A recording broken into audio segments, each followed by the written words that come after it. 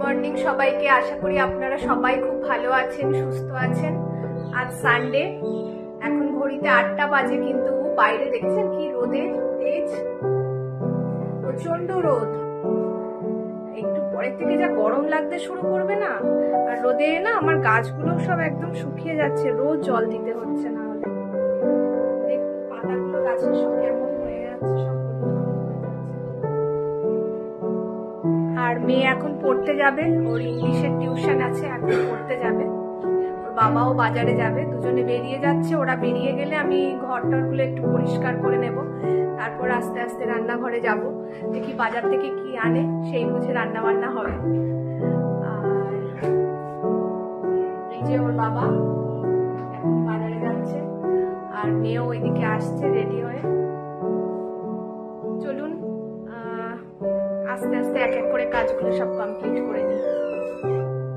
বা নিচে নেমে গেছে, এবারও রেডি হয়ে বেরোচ্ছে। গুড মর্নিং সবাইকে, গুড মর্নিংও জানাচ্ছে। এখন চললো পড়তে।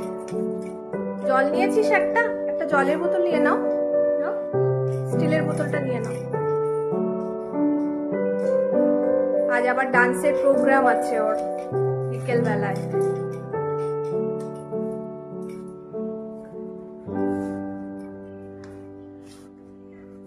আর মাথায় এই সময়টা এত ড্যান্ড্রফ হয়েছে ওর, ওই হোলির খেলার পর থেকে ওই রং টং লেগে হয়তো কিছু প্রবলেম হয়েছে কিনা জানি না, এত স্ক্যাল্পটা ড্রাই হয়ে গেছে। সেই জন্য নিজে থেকে আজকে বলছে আমাকে অয়েল মাখিয়ে দাও, নিজে থেকে নালে অয়েল মাখতেই চায় না। বাই।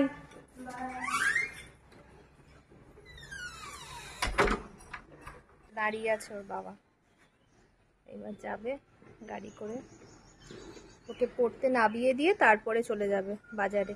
আবার আসার সময় একেবারে নিয়ে বোধহয় বাড়ি চলে আসবে। আজকে ওর বাবা এখনো সকালবেলা টিফিনও করেনি, মেয়ে খেয়ে গেছে, একটা রুটি আর ডিম ভাজা খেয়েছে, বাট ওর বাবা কিচ্ছু খায়নি।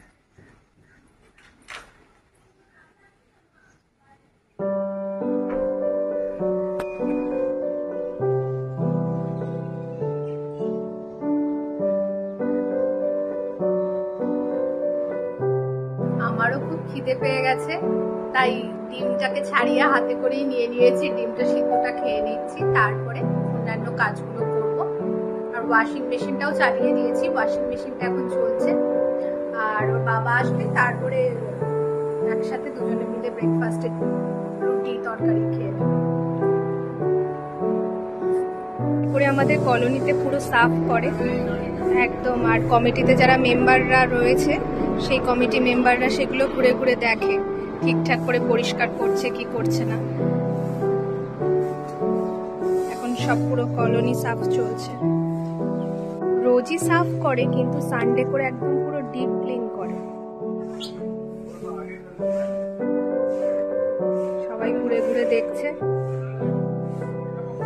গ্যারেজে যে সমস্ত গ্যারেজে গাড়ি নেই, সেই সব গ্যারেজের নিচগুলোও ভালো করে নিচ্ছে, নাহলে যেসব গাড়িগুলো থাকে সব সময়, সেই সময় তো গ্যারেজের নিচে যে পাতা টাতাগুলো ঢুকে যায়, সেগুলো ভালো করে পরিষ্কার করতে পারে না। সেই জন্য এখন যেসব গ্যারেজে গাড়ি নেই, তার তলাগুলো ভালো করে পরিষ্কার করে নিচ্ছে গ্যারেজের মধ্যে। বিছানা তোলা হয়ে গেছে আমার, দুটো ঘরই একদম পরিষ্কার করে বিছানা তুলে নিয়েছি। আর এক্ষুনি তো মাসি এসে যাবে, মাসি এসে তো ডাস্টিং করে নেবে। আমি যেগুলো উপর করতে হয় সেগুলো করে নিয়েছি, মেয়ের পড়ার টেবিলটাও পরিষ্কার করে দিয়েছি, বিছানাটাও তোলা হয়ে গেছে। এবার আস্তে আস্তে কিচেনের দিকে যাব। এখন ওর বাবা বাজার নিয়ে আসেনি, কিন্তু যেগুলো দরকার হবে সেগুলো কিছু কিছু জিনিস একটু কাটাকুটি করে নিই। আর একটা জিনিস দেখাই আপনাদের, সানডে করে আমাদের এখানে সকালবেলা ধোসাওয়ালাও আসে ধোসা বিক্রি করতে। যদি মনে করেন কেউ টিফিন বানাবেন না ঘরে, ওই দেখুন ঘন্টা বাজাচ্ছে এসে। আর এর ঘন্টা শুনলে আমার মেয়ে যদি বাড়ি থাকে আগে দৌড়াবে ধোসা খেতে।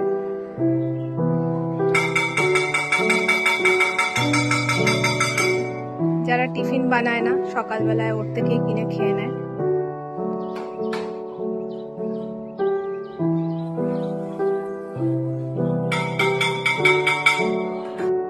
আজ আমি একটু গার্লিক চিকেন করব, তার জন্য এই চিকেনের পিসটাকে আমি ছোট ছোট করে আগে কেটে নেব।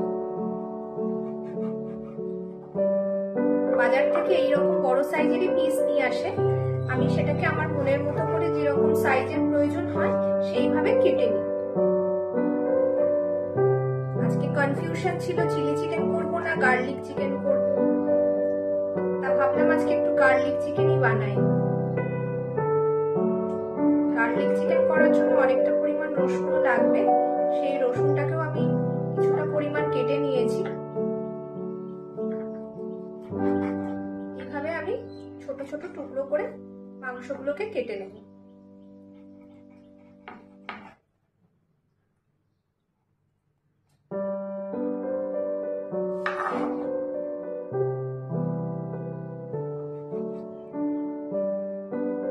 কালকে তো একদম প্লেন সাদা মাটা রান্না করেছিলাম, সেই জন্য ভাবলাম আজকে সানডে আছে, একটু চিকেন ছাড়া সানডেটা ঠিক ভালো লাগে না। আর জামশেদপুরের মাটন কিছু কিছু জায়গায় ভালো হয়, বাট আমার আবার কলকাতার মাটনের টেস্টটাই বেশি ভালো লাগে। সেই জন্য জামশেদপুর আসার পর থেকে আমাদের মাটন খাওয়া একদম কমে গেছে। যখন কলকাতায় যাই তখনই খাওয়া হয়, জামশেদপুরে খুব রেয়ার কেসে আনা হয়। এখানে মাটনের টেস্ট আমার একদম ভালো লাগে না, একটা গন্ধ লাগে। আর কলকাতায় যেহেতু আমাদের ওখানে রেওয়াজি খাসির মাংসটা খুব ভালো পাওয়া যায়, সেই জন্য সেটাই আমাদের তখন ওখানে বেশি খাওয়া হয়।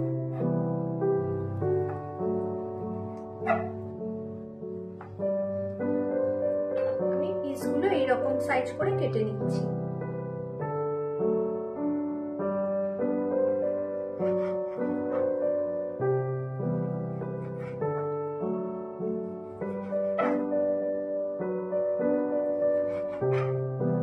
প্রায় কাটা হয়ে গেছে, এবার এটাকে আমি ম্যারিনেট করে দেব।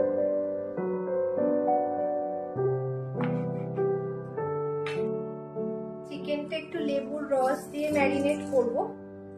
একটু লেবুর রস, একটু আদা রসুনের পেস্ট, একটা ডিম, একটু সামান্য পরিমাণে কর্নফ্লাওয়ার আর একটু গোলমরিচের গুঁড়ো, এই দিয়ে খুব ভালো করে চিকেনটাকে আমি ম্যারিনেট করে 30 মিনিটসের জন্য রেখে দেব।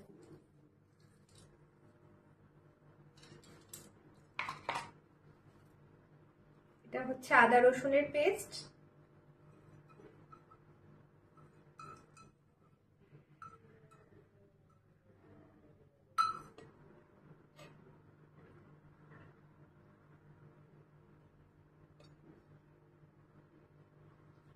একটা ডিম,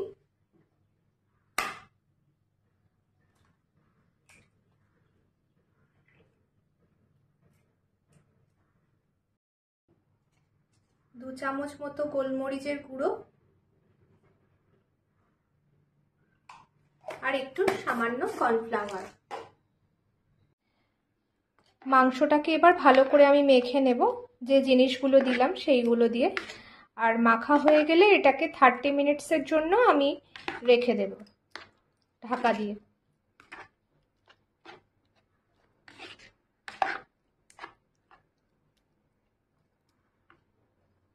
আমি 1 কৌটো মতো রসুন ছাড়িয়ে নিয়েছি, তার থেকে বেশ কিছুটা পরিমাণে রসুন ভালো করে কুচিয়ে নিয়েছি।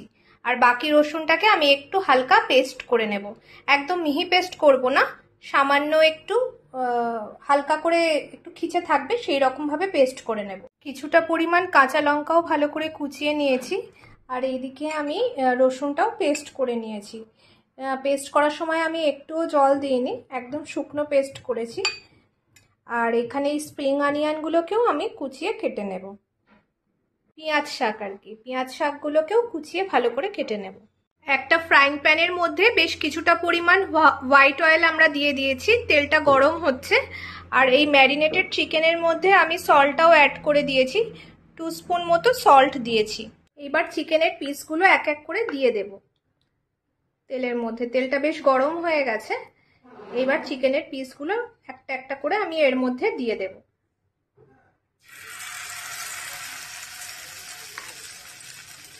দিয়ে চিকেনের পিসগুলো একটু ভেজে নেব, তারপর আমি রান্নাটা করব।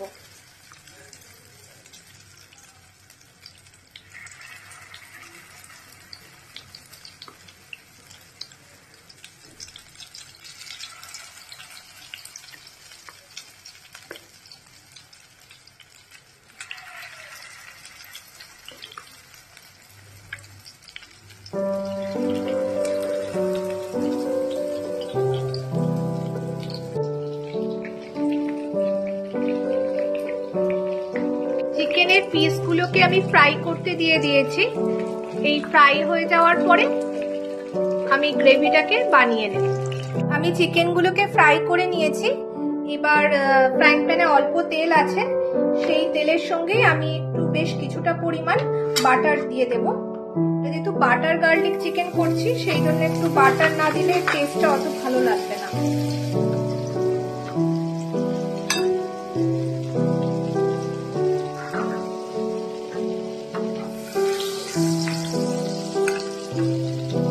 বাটারটা মেল্ট হয়ে গেছে।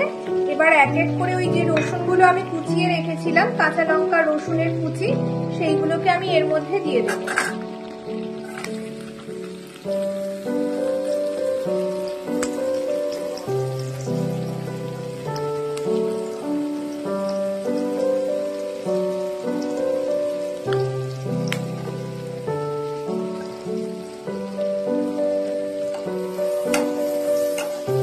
একটু হালকা শ্যালো ফ্রাই করার পরে এর মধ্যে চিকেনের টুকরোগুলো আমি আবার দিয়ে দেব, আর রসুনটা যেটা পেস্ট করে রেখেছিলাম সেটাও দিয়ে দেব।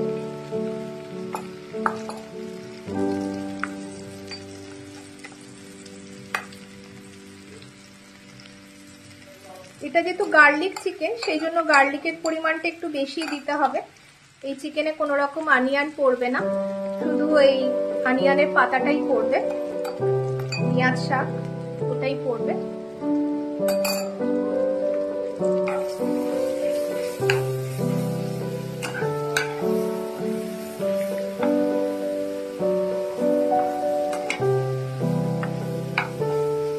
সামান্য ব্রাউন ভাব আসলেই আমি এই ভাজা চিকেনগুলো এর মধ্যে দিয়ে দেব। রসুনের কালারটা হালকা গোল্ডেন ব্রাউন হয়ে এসেছে। এবার এর মধ্যে আমি এই চিকেনের পিসেসগুলো দিয়ে দেব।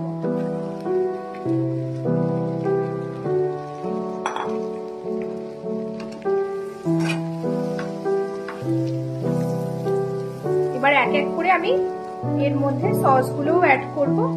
আমি হাফ বাটি মতো টমেটো সস নিয়েছি, ছোট বাটির, সেটাও দিয়ে দিলাম। আর আমি একটু কর্নফ্লাওয়ারও গুলে রেখেছি, এটাকেও লাস্টে অ্যাড করব। এবার বেশ অল্প পরিমাণেই একটু সয়া সসও দিয়ে দেব, এক ঢাকনি মতো দেব। আর সামান্য একটু চিলি সসও দিয়ে দেব। ঝালটা যে যেরকম খাবেন সেই পরিমাণ অনুযায়ী দেবেন। আমার যেহেতু মেয়ে আছে, মেয়ে বেশি ঝাল পছন্দ করে না, সেই জন্য আমি অল্প পরিমাণেই দিলাম। এবার এটাকে ভালো করে মিক্সড করে নেব।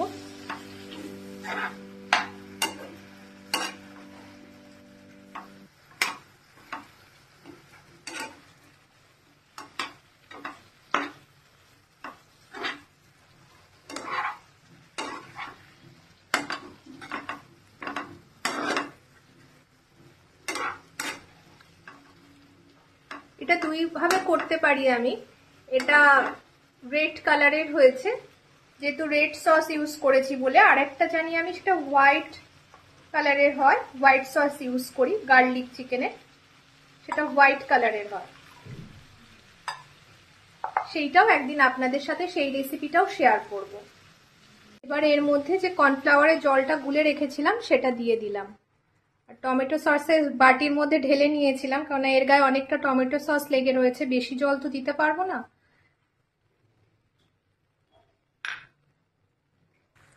আমার রান্নাটা প্রায় রেডি হয়ে গেছে। গ্রেভিটা বেশ মাংসের সাথে মাখো মাখো হয়ে গেছে।